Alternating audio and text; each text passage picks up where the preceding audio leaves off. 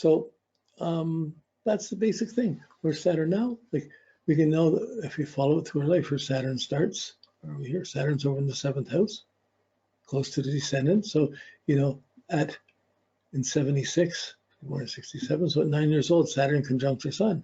Some big, at that point, how much do you decide your goals, or how much is it decided for you? Some big change went on that affected her goals. Then by the time it hit 81, and Saturn went through the 12th house and over the ascendant, her outer world that she grew up in fell apart. The family home, I'm not there, who am I? That's not me. And she starts getting insecure and having to go through her personal growth phase, which is the learning, who am I? You feel inhibited, but you can't sit there, you have to make an effort to keep learning. So this is really your learning phase. And she went through that from 81 to 89. At 89 was her first deep motivation, the first time. So things fell apart in 80, but it was 89 where she really, I can't stay here. I got to change this. I can't do this. I don't fit in here. I don't want to. Where she would have to start to, you feel a motivation. You want to change it in a year or two, but really you're going to feel that motivation for the next 15 years. It's going to carry it to Saturn until Saturn gets up to the midheaven. So that's a big turning point. That was 89. And then it squares itself. Oh, here, her Saturn being close to the angles, the times are just within the year of each other. Whenever there's Saturn hits Saturn, Saturn hits the angles. So, and her angles are fairly square. But Saturn comes up after 89, it comes up to oppose Sun. So she knows she wants to get away things. She gets motivated and just starts moving it. Then there's a delay. There's something to hold her back. Saturn's opposing her Sun. The commitments are holding her back. That's 92, 91, 92. And but then she had to work. She have to. Usually that's why you can't run away from things. It just makes matters worse. You play them out. You deal with things, and you wait. And by the time Saturn opposes your Sun, once it's finished, you can start phasing in the new and moving forward again. But when it's on there, if you leave a job or a relationship when Saturn opposes your Sun, you put the same opposition into the next to start something new. You put the same difficulty in with the next partner.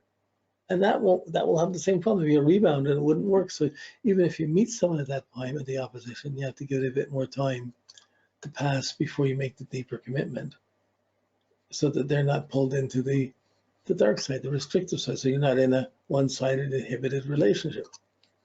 So then it builds up, then jumps up to the outside of the 97. In 97, it conjuncted the descendant. So 96, 97. So it has the 3 points there. And then, but when we're looking at the whole chart, which is 97, she started to become more functional. So we don't have the history. So I'm having to talk and do this without integrating in that well. So like when you have 5 or 10 facts, even 4 or 5 different facts of a person, you put them on the wheel, suddenly you say, oh, that was going through this. It gives you confirmation for what was going on at these phases, which is what you have to establish when you're doing, after you do the basic character analysis and you're talking about the natal chart, then you have to anchor someone onto their Saturn cycle. That's the real work. That's the most important work in a consultation. You have to see this. You have to see where it's coming from, where it's going, and how it shows, and what are the implications of it, and then observe what a person's going through and what their circumstances are to see how this could apply to them. Okay, because for one person, it could be a relationship, another person could be a business, another person could be a health thing. And there's so many different ways this Saturn can oppose your Sun, but your confidence is that it's low. You can be buried in commitments, but it doesn't mean you can't get through them. It just means hard work for a few months, for a few years, for a year and a half. While it plays out. Not even a year and a half, but about a year. So she gets, so she had something happen in 90, it was 92, 91, 92, and Saturn opposed her Sun. And it came up to the descendant in 97. This is important what happened back then, because she's just recently gone through the Saturn on the IC. It's just about to come up to the opposition and then move up to the descendant again. So there's an evolution. This is the evolution, the first spiral, the second spiral, the third spiral. And hopefully the pressure and the intensity you have makes you go to another level. So you're not just repeating the same thing. Some people do, but you don't want to just be repeating the same cycle all over again. You want to evolve it and make it change. So you can see for her, she's motivated. She knows what she got to do. She knows where she is. That anchor is there. She knows what she doesn't want. what she's got to do and working, starting on it. At the same time, there's still complications and Saturn difficulties around it. Not as supported as well as she could be. So then that's work. And sometimes during Saturn, you're adding skills, you're working a bit more, you're adding some skills, you're working on some things as best you can in the midst of the other time demands, so that something is gained during this period. You're just working in little ways. You can't work in a big way. It's not time to just leave everything, go back to school because you have the attitude in school. So you just start sometimes a little course for something to improve, something helps. Then as soon as that starts lifting, you start feeling, well, that's behind me. I can really start moving faster, moving a bit more on these new things and leaving some of the old things further behind. Okay, so that builds up, and as this comes, the confidence will build up, and Saturn is the descendant, and it's going to be coming out to much more function. Then she gets her Saturn return, and then she starts building things up to her status, to her midheaven. She got 15 years. After that, so after the 97, she built up to her peak in 2004. You're wondering what that is. And then she had to crash and hit the ascendant in 2010. She was there in 81, 2010. 30 years later, there's the Saturn, post-Saturn, and going over the icy, there's the identity crisis. So that goes on. And she goes through the personal growth, the personal development again until 2018, which is where she is. She's just past this Saturn hitting the icy. I know what I don't want. Can't live like that anymore. I got to change this. And she's moving forward, but there's still Saturn's past that. It's coming up next year, 2021. She gets to Saturn opposed to the Sun. So that's a year from now. But there's as Saturn gets into Aquarius, all Leos are going to get this, but this delay factor, this reserve factor, this pressure factor will be there. But once that passes, doesn't mean you have to throw anything. It would be coming whether you're in this relationship or not. That's going to be there. On your own, it would still be diminishing your motivation. So you generally have to just work through this time and put up with it. And you don't need too many more commitments. You need not too many of the old commitments that you don't want. You need to start phasing to get to the new commitments that you want. But there's an overlap and there's a struggle here. That's just up ahead.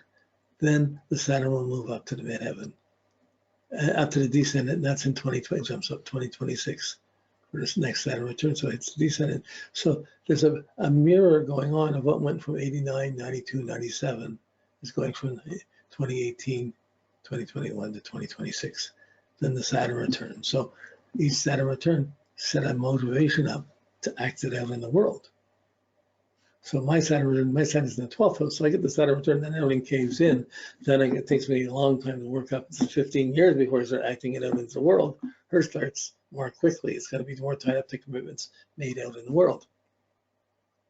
But it's a far more accomplished time ahead. So there's still a few years of preparation. So knowing that there's a few years of adding skills and preparation with some delays, you can expect some delays, some commitments in there, but this need to add these skills, and that's the theme. That's going to be the theme you're focusing on to talk to her about her chart. And everything is going to hinge, as long as she's improving these things, she's working with her Saturn, Jupiter, she understands that, her understanding will click in, it'll guide Mars better, and she'll be looking for actions that go in this direction. If she's fighting it and not thinking, I just can't put up with this, I don't want to do anything else, if it gets really negative, that's a more difficult thing. Then you're having to work to realign, to explain why there's a need to keep adding skills. How she's been motivated, how it's going to build, and to do that, you'd go back over the first 30 years or the second 30 years. You can see how these are coming around.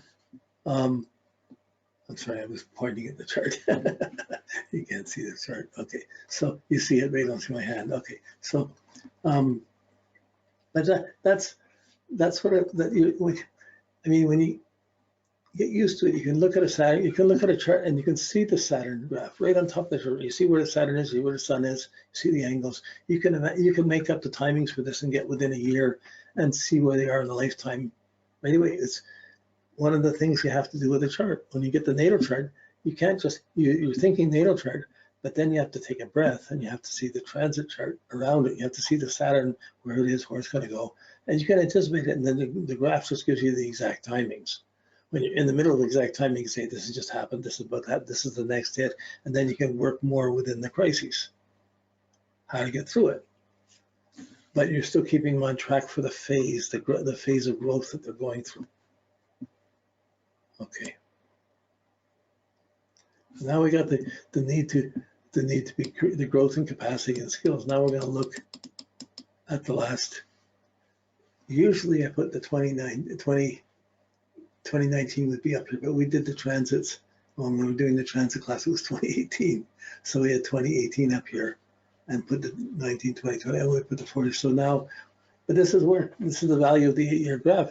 Once you do it, it's good for the next 4 or 5 years, and then you can do another one and you're good for the next 8 years. So with a little bit of effort, it's a useful tool. It's so easy to come back to for a long time, for a consultation. For 3 or 4 sessions, some usually once a year, you can pick it up right where you left off and keep going.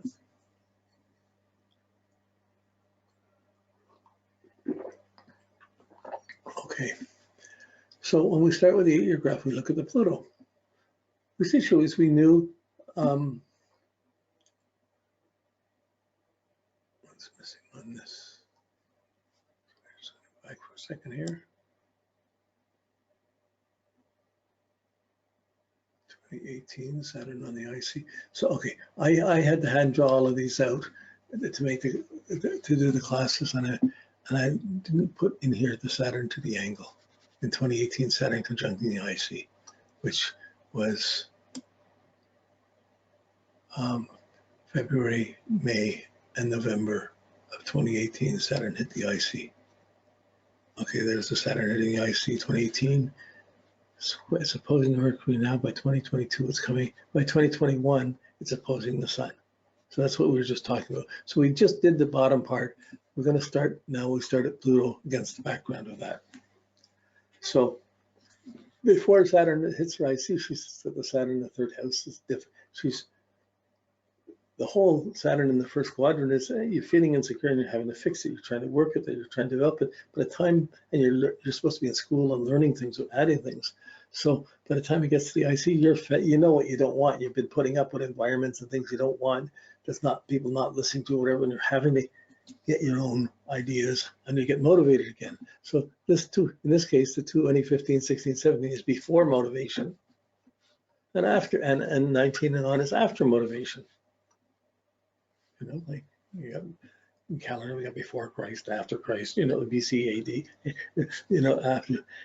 So like here we have before the IC and after. So we got the anchor of the angle it's going, Saturn's going across in 2018.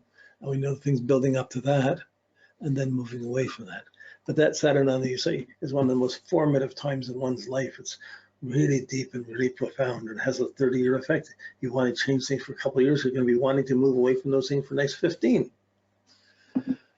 So in 2015, Pluto squared Saturn. I just put it in because it was a confrontation with authority. But really, it's 2016 and 17, Pluto's opposing Mercury. You have the person who has the Mercury and Cancer up in the 10th house, about career status, should be working at the work, being the counselor, advising, talking to people. And this Mercury's opposing her, Pluto's opposing her Mercury right into 2018. It gets 5 hits of it. So something was blocking her writing or blocking her thinking or blocking her talking or not. She's being confronted about how she's thinking.